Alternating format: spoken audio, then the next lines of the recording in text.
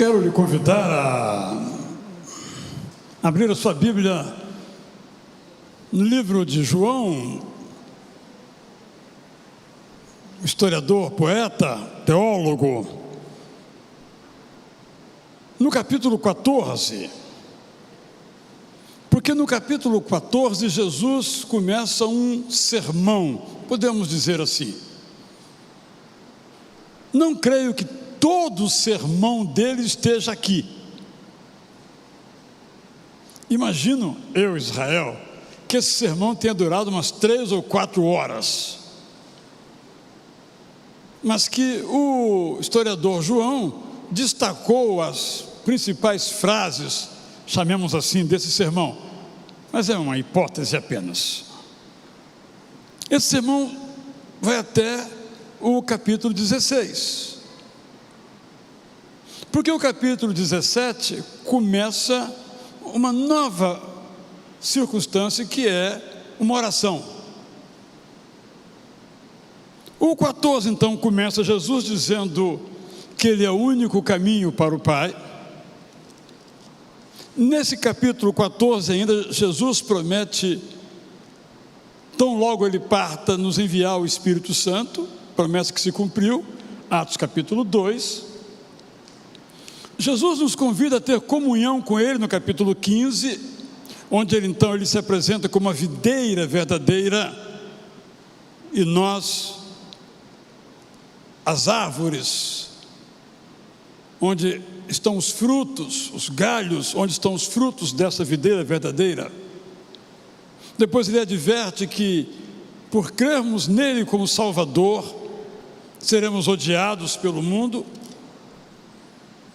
Ainda destaca no mesmo capítulo 16 a obra, o ministério do Espírito Santo.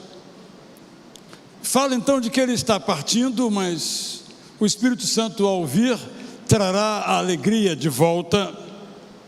E a partir do verso 25 Ele se despede dos seus discípulos.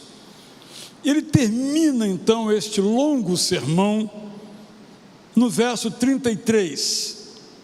Falei essas coisas, isso é tudo que veio desde o versículo 1 do capítulo 14, para que em mim vocês tenham paz. No mundo vocês passam por aflições, mas tenham coragem, eu venci o mundo.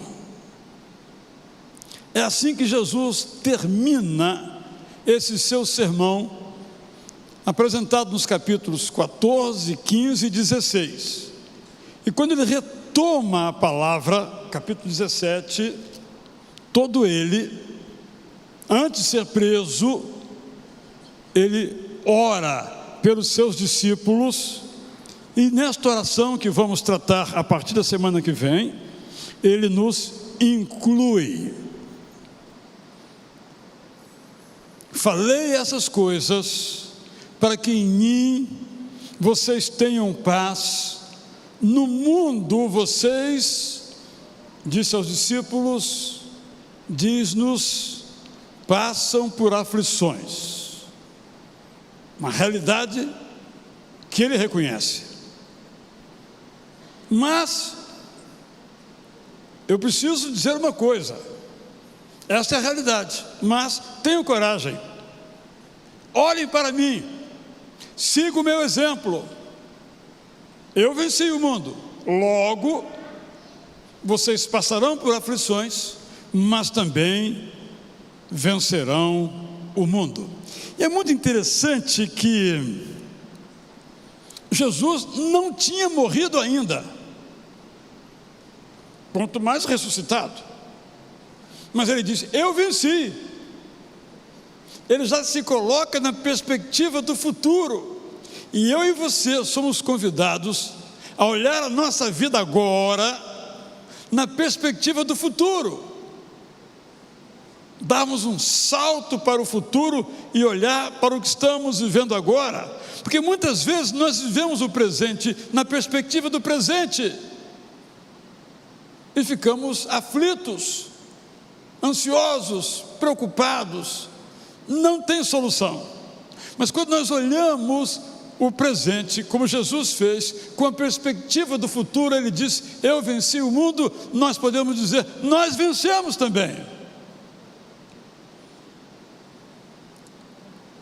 Jesus, então, nos fala que se nós fizermos isto e nos mantivermos em comunhão com Ele, um relacionamento em que Ele vem em primeiro lugar, nós teremos paz. Nós, disse Jesus, passamos por aflições. Passamos por aflições por causa da nossa biologia. A nossa biologia inclui a saúde, mas inclui também a doença. Faz parte da nossa biologia. Eu acho que inexiste uma pessoa cuja sua biologia não tenha uma enfermidade. Mesmo aquele mais saudável tem uma coisinha lá no seu corpo, mente, que não funciona 100%, mas isso não é tão importante. Todos nós, nossa biologia gera para nós saúde, mas gera doença. Inclui a vida, mas a nossa biologia também inclui a morte, que nós nem queremos pensar nela, mas está incluída, é parte da nossa biologia. Nós passamos por aflições por causa de nossa psicologia, dos nossos sentimentos, das nossas emoções, situações não resolvidas, mágoas, frustrações, decepções, tristezas, injustiças. Isso vai se configurando um jeito de ser nosso que nos traz aflições. Nós passamos por aflições por causa dos pecados do mundo.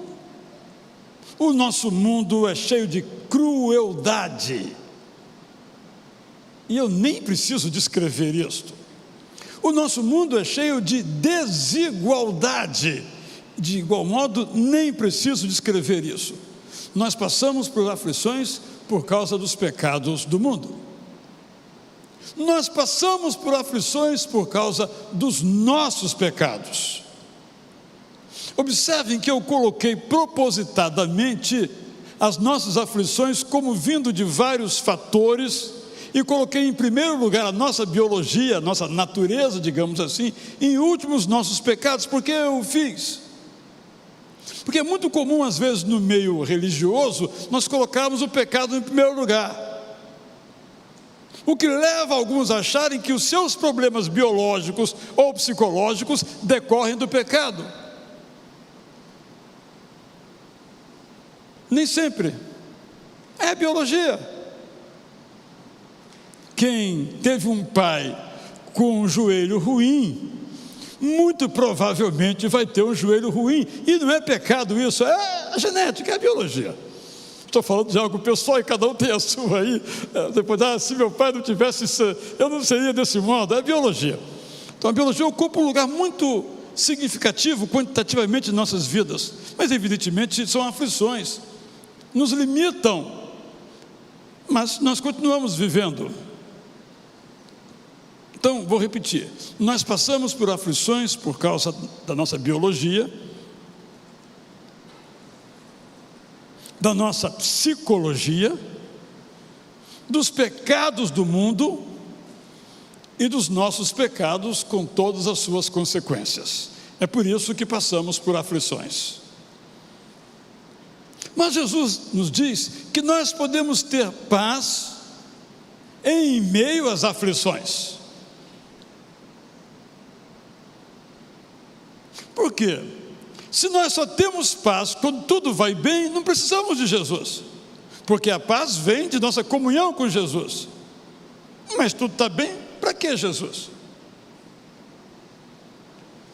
Jesus está dizendo que a comunhão com Ele gera paz, apesar das aflições, em meio às aflições já ocorridas, que estão ocorrendo ou que vão ocorrer. Jesus passou por aflições? Sim. Jesus também teve as suas aflições, com momentos menos ou mais densos ou tensos na sua vida. Eu vou lembrar alguns. Por exemplo, o nascimento de Jesus. Você quer o nascimento mais traumático? O nascimento rejeitado, não tinha lugar para ele no quarto de hóspedes. Vai nascer lá embaixo na cozinha. Imagine os riscos reais que Maria correu. E assim podemos imaginar muitas situações. Então a vida de Jesus já começou com a aflição. É claro que uma criança não lembra, mas isso fica. Os pais contam, a mãe conta, o pai conta. Jesus começou a sua vida em aflição. Jesus passou por aflições porque ele foi tentado. Mateus capítulo 4 é o tema da mensagem das 11 horas, nesse dia 2 de janeiro de 2022. Ele enfrentou tentações como todos nós enfrentamos. Jesus passou por aflição na sua família. Você que, lá em casa ninguém dá valor à minha fé. Os irmãos de Jesus não criam nele. Chegaram a dizer que ele estava lunático, isto é, doido. Eles achavam que Jesus era doido, para usar a expressão comum, louco. Nenhum deles creu nele, só depois. Mas em vida era ele e Maria, e às vezes Maria ficava meio do lado dos irmãos. Está na Bíblia. Jesus passou por aflições em que em alguns momentos ele era apertado pela multidão, porque todo mundo queria tirar uma lasquinha, uma casquinha, todo mundo queria ser curado. Apertava e teve que fugir algumas vezes, senão ele seria massacrado. Aflições, como é que eu faço agora? Por exemplo, quando estava em Nazaré, queriam apedrejá-lo, ele deu um jeito, escorregou e escapuliu, senão ele ia começar já morrendo. Se ele não escapa, do ponto de vista humano, evidentemente. Jesus passou por aflições porque ele sabia que a sua missão seria coroada com a sua derrota. Isto é, com a sua morte. Faça o que eu fizer, eu sei que eu vou morrer na cruz, por pecados que eu não cometi. Aflições. Jesus enfrentou perseguições. Jesus passou pela aflição do Getsemane, quando ele disse: Senhor, meu Pai, tudo bem, eu vim para isso, nós combinamos, mas será que eu tenho mesmo que morrer? Passa de mim esse cálice, me tira dessa, Senhor, vai doer muito, eu vou sofrer muito, eu não quero. Aflição. Claro que a oração não terminou assim, terminou, mas seja como tu queres, não como eu quero. Mas, e Lucas registra que quando ele orava, o suor dele virou sangue, indicando a intensidade da sua aflição. E a crucificação?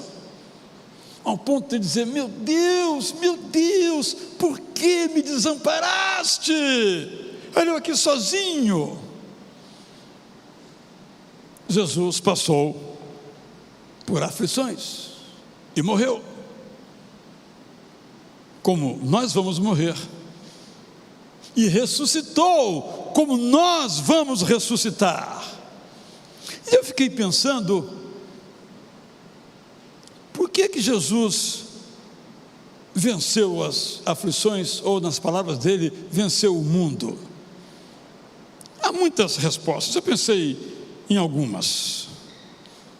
Jesus venceu o mundo porque ele tinha comunhão com o Pai.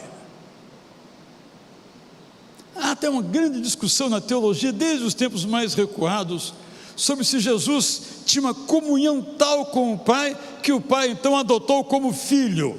Chama-se essa heresia adopcionismo, que ele não era intrínseca, originariamente Deus, mas tão intensa era a sua comunhão, que o Pai o adotou como filho, o adotou como Deus. É uma heresia. Mas penso que essa heresia tem uma coisa interessante, está destacando que aquelas pessoas, mesmo crendo hereticamente, tinham uma clara convicção, uma consciência, uma nitidez, que a marca de Jesus era a sua comunhão com o Pai, ao ponto de ele dizer: eu e o Pai somos um.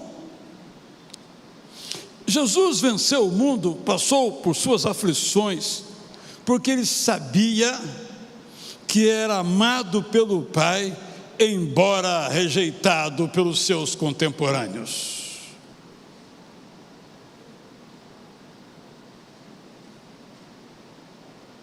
Rejeitam-me. Meus discípulos se envergonham de mim, me abandonam, me deixam sozinho aqui orando, mas eu sou amado pelo meu Pai. Por isso Jesus venceu as aflições. Terceiro lugar, Jesus venceu as aflições porque tinha sabedoria de vida. Quando nós lemos os evangelhos, nós vemos alguns pensamentos de sabedoria. Por exemplo, ninguém pega um pano velho e conserta com um retalho novo, porque não vai dar certo, por exemplo.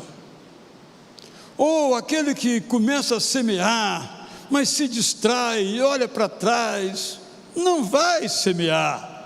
Jesus tinha uma sabedoria de vida que alguns, inclusive, têm escrito livros sobre o maior psicólogo da terra, o maior filósofo da história, porque Jesus tinha sabedoria de vida, ele sabia viver, ele sabia lidar com os fariseus, ele sabia avançar na hora de avançar, recuar na hora de avançar. Jesus sabia que aquela fama toda que percorria todos os lugares era passageira, que alguns que agora o incensavam, daqui a pouco o crucificariam, porque a vida é assim. Jesus venceu as suas aflições porque tinha sabedoria de vida. Quarto lugar, Jesus venceu o mundo, passou por suas aflições, porque ele tinha convicção de que o Pai agiria. Quando ele diz assim, tudo está consumado, é como se dissesse: bem, agora é com o Senhor, e eu sei que o Senhor vai agir. Fiz a minha parte, nosso plano até agora seguiu perfeito, agora eu espero a tua intervenção, nas tuas mãos entrego o meu espírito. Jesus sabia que quando a aflição fosse mais forte do que ele pudesse suportar, como a morte, o Pai dele iria intervir. Penso que cada um de nós deve pensar nisso. Temos mantido a nossa comunhão com Jesus. Ele diz: em mim vocês vão ter paz. Se continuarem comigo, vencerão as aflições. Temos vivido nessa consciência de que somos amados pelo Pai. Temos procurado desenvolver uma sabedoria de vida para enfrentar as circunstâncias do dia a dia, como Jesus, e temos essa fé inabalada que o Pai vai agir em nosso favor, ao ponto, no caso de Jesus, que o levou de volta para casa, como vai também nos levar. Mas eu quero responder uma terceira pergunta. Eu primeiramente afirmei que nós passamos por aflições, perguntando por que passamos por aflições. Perguntei se nós podemos ter paz em meio às aflições, e dei o exemplo de Jesus, e indaguei por que ele pensou, por que ele passou por aflições e venceu. Espero ter respondido. Mas agora eu quero responder a seguinte pergunta: o que é vencer? Eu venci o mundo. O que é vencer?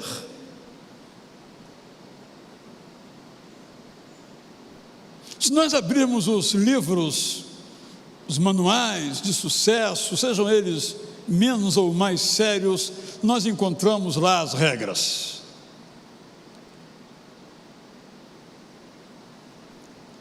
Mas a vitória que nos interessa é a vitória do jeito de Deus. O sucesso que nos interessa é o sucesso segundo Jesus. Houve um teólogo chamado Albert Schweitzer, há muitos anos, que disse que Jesus foi um fracassado. Ele pregou, terminou aonde? Na cruz. Pensa que Schweitzer, que tinha muitos méritos, não entendeu que o sucesso de Jesus era a sua morte. É por causa da morte de Jesus que nós somos salvos. O grande sucesso de Jesus foi a sua derrota. Também nós e nosso sucesso, vencer pode ser perder, recuar, recomeçar, seguir os ciclos da vida e mesmo morrer. O nosso modelo de sucesso não é o executivo capacitado que vende muito e tem bilhões na sua conta, que nem sabe o que fazer com ele. Nada contra eles, felizes sejam, mas o nosso modelo não é este. Estou dizendo isso porque é muito difícil a gente não adotar o estilo de vida bem-sucedido que todo mundo adota. Eu cito isso até mesmo para nós pastores.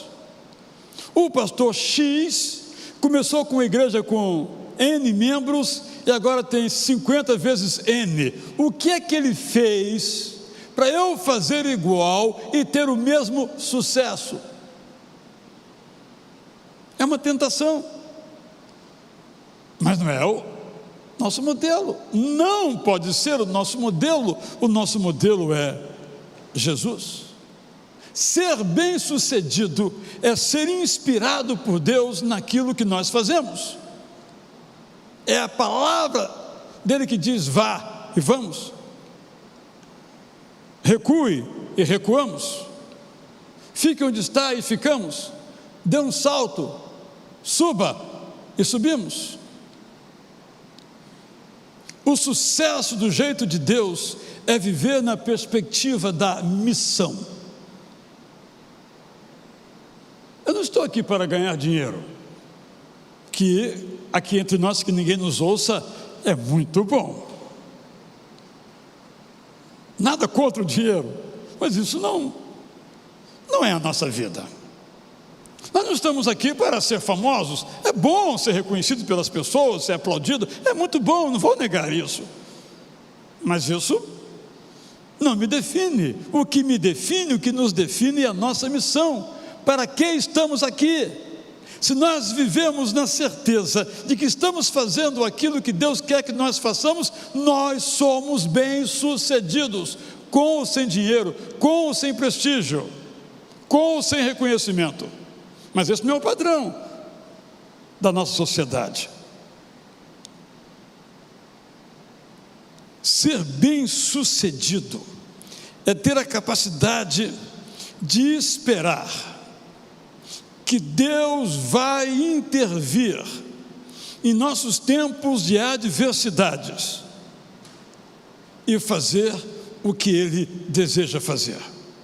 A Bíblia é a biografia de Deus, mas também a Bíblia é a biografia do povo de Deus. E quando nós abrimos este livro biográfico, nós vemos Deus em ação. E nós vemos homens e mulheres sendo levados a lugares muito mais altos do que podiam imaginar, transportados, como diz o próprio Moisés, em asas como de águias. a intervenção de Deus também está na nossa biografia. Todos nós aqui, você aí, temos histórias da intervenção de Deus. Todos nós podemos dizer: se não fosse o Senhor, eu não sei o que seria de mim, de nós. Não é verdade? Isso é vencer. Por isso o apóstolo Paulo diz que somos mais do que vencedores. Mas como que alguém que não tem um carro, não tem um sapato novo, não tem uma camisa vistosa, não tem uma casa bonita ou uma mansão, quem sabe, é bem sucedido? Para com isso.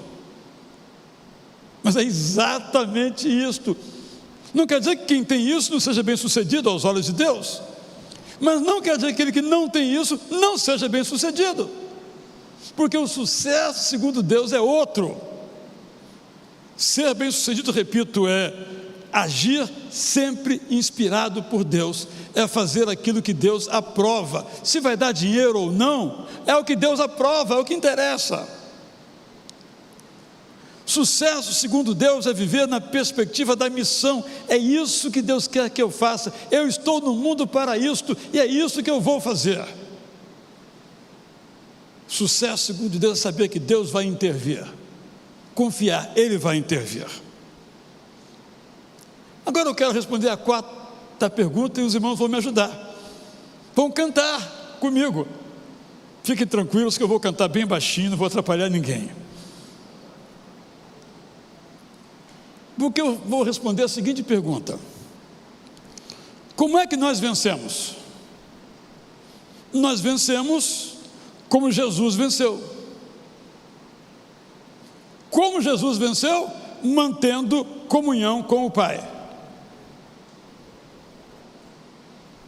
Vocês conhecem uma história, muitas vezes já contada, de um hino que vamos cantar agora.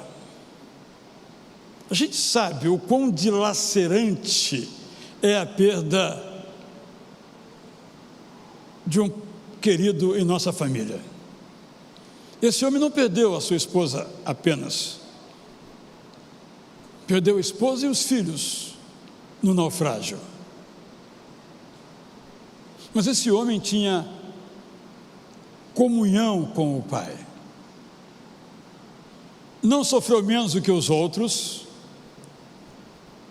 As mortes não foram menos importantes do que as outras. Foi um sofrimento tenso, denso, agudo, lacinante, dramático, terrível, como todas as nossas perdas. Mas ele disse que era feliz com Jesus, isto é, tinha comunhão com o Pai. Vamos então cantar